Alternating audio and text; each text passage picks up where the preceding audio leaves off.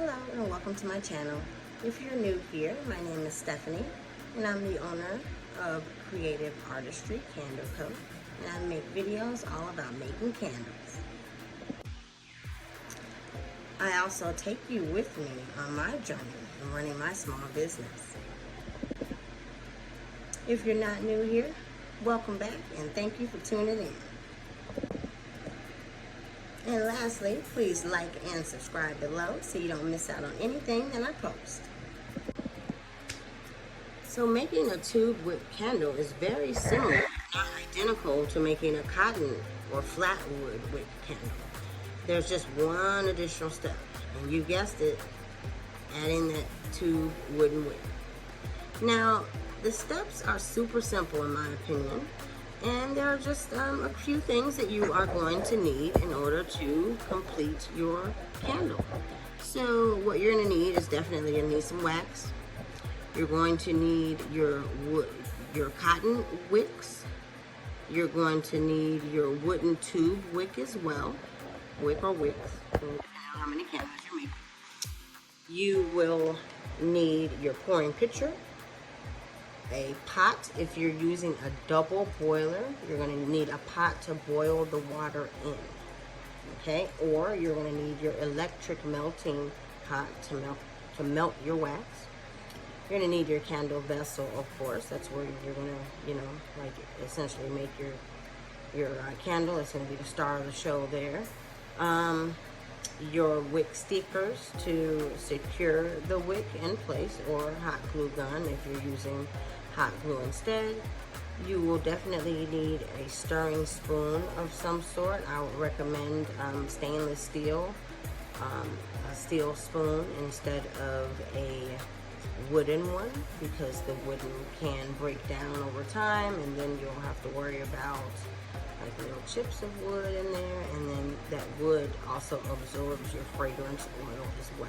So you want to pay attention to that, because usually your measurements do need to be pretty accurate and spot on. Also, you're going to need a kitchen scale to measure your fragrance oil and to measure your vessel. If you are going to be selling your candle for business or anything like that, you want to know what the weight of the vessel that you're putting the candle in is before you add the wax. So you definitely want to do that. You're going to need some recycled paper towels. At least I recommend the recycled ones. Less impact on the environment. And then some rubbing alcohol or some medical grade alcohol. We're going to use that to clean your vessels. I use a small amount through a spray bottle, spray the inside to go ahead and clear the inside of the vessel from any debris that may be there from the manufacturer and the warehouse. You're going to get some chip clips, or I'm sorry, I use chip clips to secure the wick in place. And then lastly, you'll need some latex gloves to protect your hands from any of the oils and things, and also to protect the candle vessel from the oils in your skin and your hands, and keeps things a lot more sanitary that way as well. So those are things that you will need. Now that we have all of those things ready for us, let's get to the video. Alright, pro tip, start heating your wax now, because you're going to be doing some steps in between, so your wax will definitely have time to cool, so no worries there. We're going to start heating your wax now, so your wax has time to heat up and then cool when it's time to pour your wax. But anyway, let's go ahead and get your double boiler ready, and then we're going to turn on your electric wax melter if that's what you're using. We're going to turn that on, or get your double boiler ready by prepping about a quarter way full on the boiling pot, and then the pouring pitcher that we're going to place inside of that. Just measure out the amount of wax that you plan on using for today. Now we're going to go ahead and get started. Now the first thing that we are going to do, using your wick stickers, let's go ahead and secure your wick to the bottom of your vessel. So we're going to use your wick stickers. You're going to secure your wick to the bottom of the vessel, and we're going to get that as centered as we possibly can. And it will look something like this.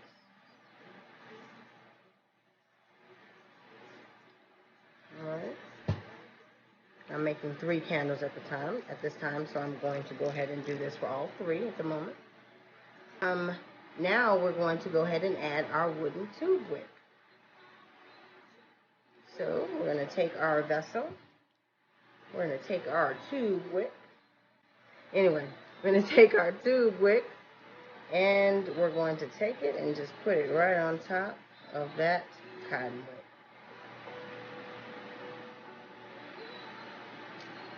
wick. And I'm going to do the same for the other candle. Now would be a good time to check the temperature on your wax. All right. Now that you have checked the temperature on your wax and your wax is fully melted, let's go ahead and add our fragrance oil and stir.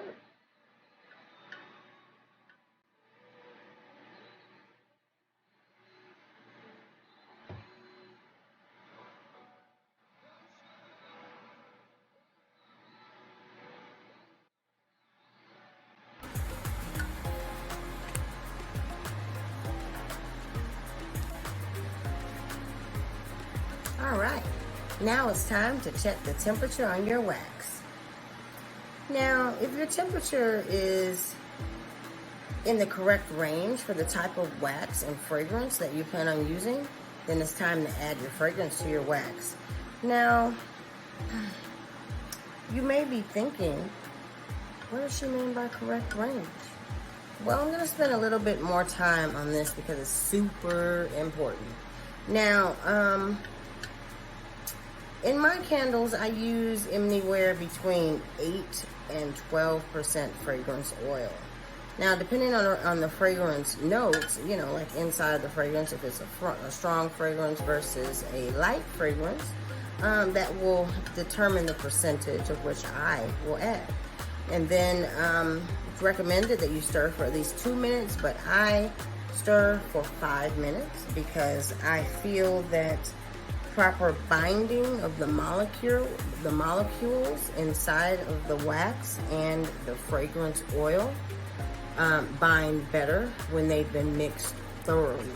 And it's really easy to mix shy of 2 minutes. It's not really easy to mix shy of 5.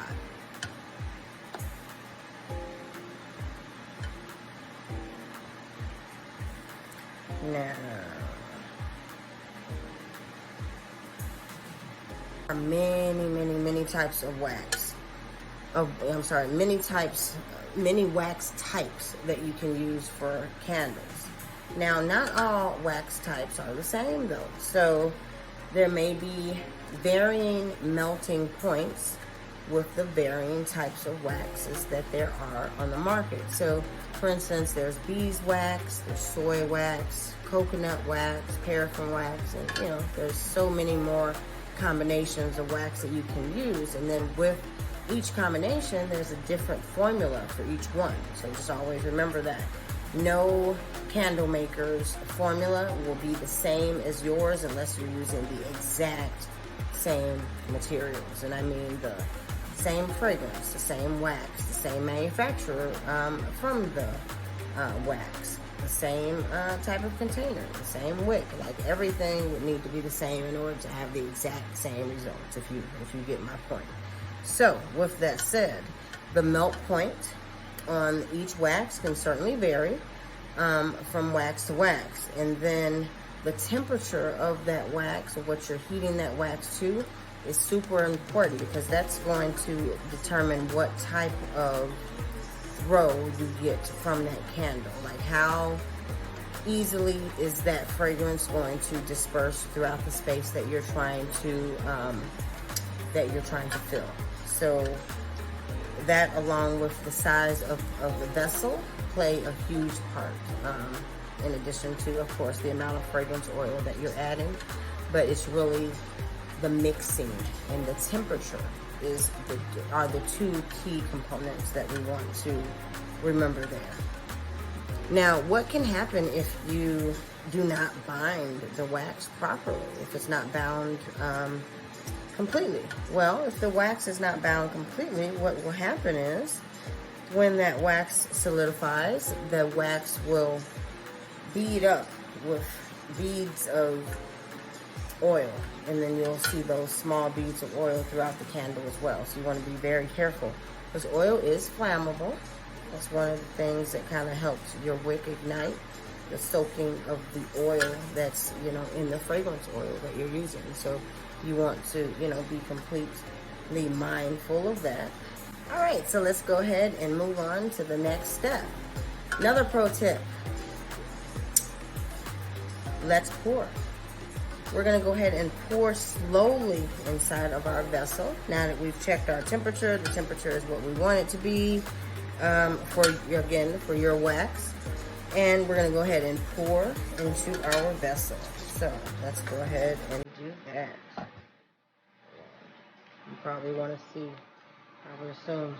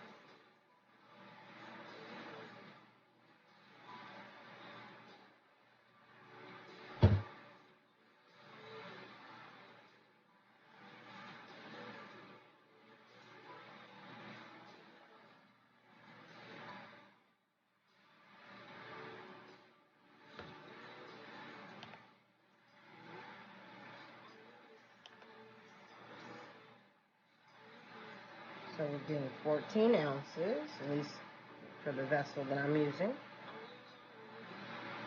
of pour.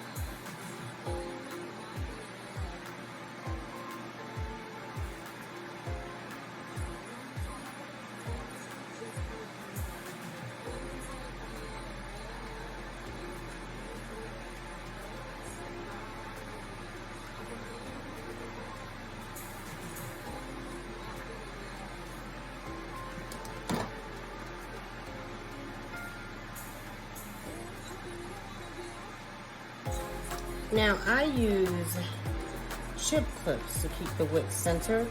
And I know that this wooden wick is, you know, harder, you know, essentially than the cotton.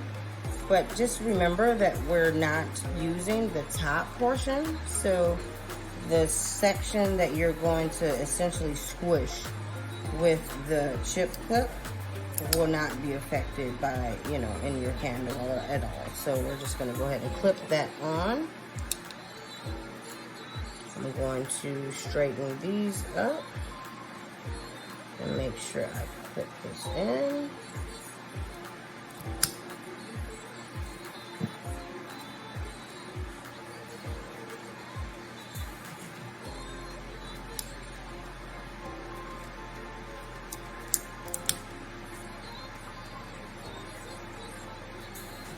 So now we're gonna wait for the candle to solidify. And once we have a solidified candle, we're gonna wait and do our burn test, and then we'll be back. So we're gonna wait for our candles to solidify, but while we're doing that, I went ahead and advanced made a candle so I can show you what this looks like. So I made a tester candle for us to kind of see. So this is what our candle essentially will look like. Since it's a tester, I only filled it, like not even halfway. That way I can test the combustion of the heat inside and how that affects the candle towards the middle. Now, if it's going to burn towards the middle on this one, then all I need to do is test the burn at the top, and then we should be good in reference to our heat and the level of heat and if it's going to be safe for the candle. Now, I also burn the complete candle all the way to the bottom just to test the burn time of the candle as well, and just to make sure that the complete candle burns the way that I want it to, and then we are good to go in reference to distribution of the wooden tube wick candle. Now let's go ahead and test it.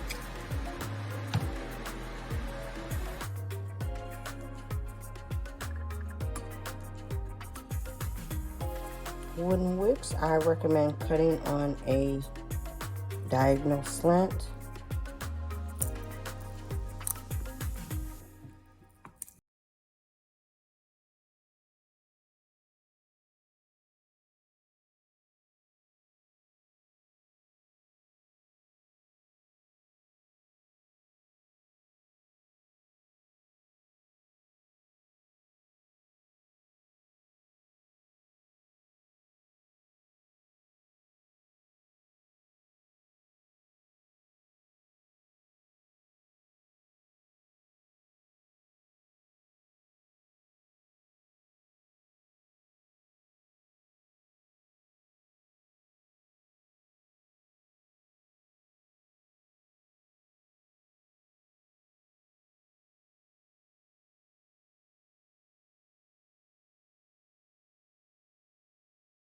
First tube wick candle. If you like my content, please like and subscribe below. It will really help out my channel and help out the algorithm. Recognize me and send me through. And that's it. You've now made your first tube wick candle. If you like my content, please like and subscribe below. It will really help out my channel and help out the algorithm. Recognize me and send me through. And that's it. You've now made your first tube wick candle. If you like my content, please like and subscribe below. It will really help out my channel and help out the algorithm. Recognize me and send me through. And that's it. You've now made your first tube wick candle. If you like my content, please like and subscribe below. It will really help out my channel and help out the algorithm. Recognize me and send me through. And that's it. You've now made your first tube wick candle. If you like my content, please like and subscribe below. It will really help out my channel and help out the algorithm. Recognize me and send me through. And that's it. You've now made your first tube wick candle. If you like my content, please like and subscribe below. It will really help out my channel and help out the algorithm. Recognize me and send me through. And that's it. You've now made your first tube wick candle. If you like my content, please like and subscribe below. It will really help out my channel and help out the algorithm. Recognize me and send me through. And that's it. You've now made your first tube wick candle. If you like my content, please like and subscribe below. It will really help out my channel and help out the algorithm. Recognize me and send me through. Now to add to blah blah blah blah blah blah blah blah blah blah blah blah blah.